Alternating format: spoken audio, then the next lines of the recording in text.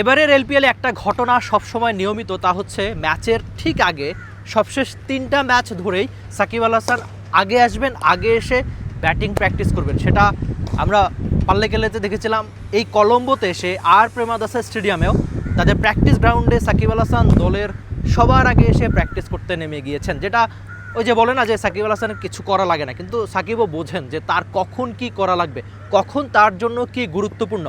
এই এলপিএলে সাকিব আল হাসানের ব্যাট খুব বেশি হাসছে না, সেটা ওই তার ব্যাটিং গড় বা স্ট্রাইক রেট খুব একটা সাকিব সুলভ না। আপনি হয়তো সাকিব থেকে কি আশা করবেন, যে তিনি নামবেন, নেমে দ্রুত রান করবেন, বা দ্রুত রান না করতে পারলেও দলের জন্য কার্যকরী ইনিংস সাকিব আল হাসান খেলবেন। কিন্তু সেই কাজটা কি এবারের এলপিএলে একটা ম্যাচ ছাড়া খুব বেশি কি কিছু করতে পেরেছেন সাকিব আল হাসান? খুব সম্ভবত না।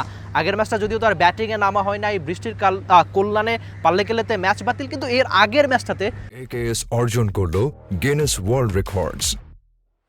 AKS সাকিব আল হাসান শাহিন শাহ আফ্রিদির বলে একটা কাট করে একটা 4 মেরেছিলেন, একই ওভারে শাহিন শাহ আফ্রিদিকে স্কুপে দারুণ একটা ছক্কাও মেরেছিলেন, অনেকটা সেই পুরনো সাকিব আল হাসানের মতো। ওই যে সাকিব সুলভ ইনিংস যে আপনি তার থেকে চান, আশা করেন, সেই কাজটাই সাকিব আল হাসান শাহিন শাহ আফ্রিদির বিপক্ষে করেছিলেন সেদিন।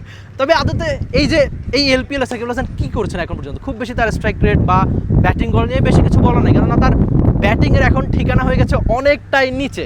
মানে 7-8-এ সাকিব আল হাসান নিয়মিত নামেন, তার চেয়ে অনেক ভালো ব্যাটার তার দলে রয়েছে বা থাকে, যেটা আদতে আপনার বাস্তবতা মানতে হবে। ইনফ্যাক্ট প্রায় 1 বছর হয়ে গেছে সাকিব আল হাসান 50 পান না, সবশেষ 50 পেয়েছিলেন উইন্ডিজে, যত সম্ভব আমার মনে পড়ে 2025 সালের 31 অগাস্ট।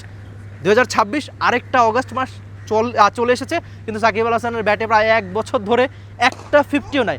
মাঝখানে তিনি 21টা টি20 ম্যাচ খেলেছিলেন, আর সঙ্গে ব্যাট করেছিলেন প্রায় 15টার মতো ইনিংস। মানে 1 বছরের অপেক্ষা, মাঝখানে 21 ম্যাচ, 15 ইনিংস ধরে একটাও 50 নাই সাকিব আল হাসানের ব্যাটে, যেটাও হয়তো তার ক্যারিয়ারের জন্য আক্ষেপ বা অপ্রাপ্তির।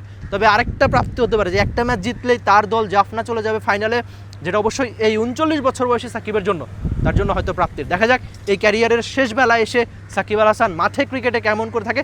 তবে যেটা বারবার বলছি, যে নিবেদনে, চেষ্টায়, অন্তত খেলাটার প্রতি আগ্রহে একটুও কম নাই। এই কলম্বোতে এসে অন্তত তাই দেখা যাচ্ছে, যেটা ক্যান্ডির মতো একই রকম তিনি করে দেখাচ্ছেন। ম্যাচে নামার আগে সবার আগে এসে ব্যাটিং প্র্যাকটিস করে যাওয়া, চেষ্টা করে যাওয়া, যে যদি তার কাট শট বা যেটা তার প্রিয় শটগুলো যদি ঠিকঠাক হয়ে থাকে, সেই কাজটা দেখা যাক মাঠে ক্রিকেটে জাফনার সাকিব আল হাসান এই কলম্বোতে গুরুত্বপূর্ণ ম্যাচে করতে পারেন কিনা।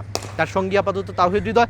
আজকেও তিনি এই যে আমি ঠিক যেখানে দাঁড়িয়ে আছি তার পাশেই হচ্ছে প্র্যাকটিস গ্রাউন্ড, তার পাশেই প্র্যাকটিস করে ক্রিকেটাররা, সেখানে লম্বা সময় হৃদয়ও ছিলেন। এখন দেখা যাক এই দুই বাংলাদেশি এলপিএলে শেষের দিকের ম্যাচে আমরা রয়েছি, তো এই শেষটা তারা কেমন রাগান। আমি অন্তত আশা করছি খুব ভালোভাবেই ব্যাটিংটা করবেন সাকিব আল হাসান। মাঠে ক্রিকেটে যদি তার নামা হয়, হৃদয় করবেন। আপনি কি একই রকম আশা এই বাংলাদেশি দুই ক্রিকেটার থেকে করেন না? Rifat Emil, T sports, Colombo, Sri Lanka.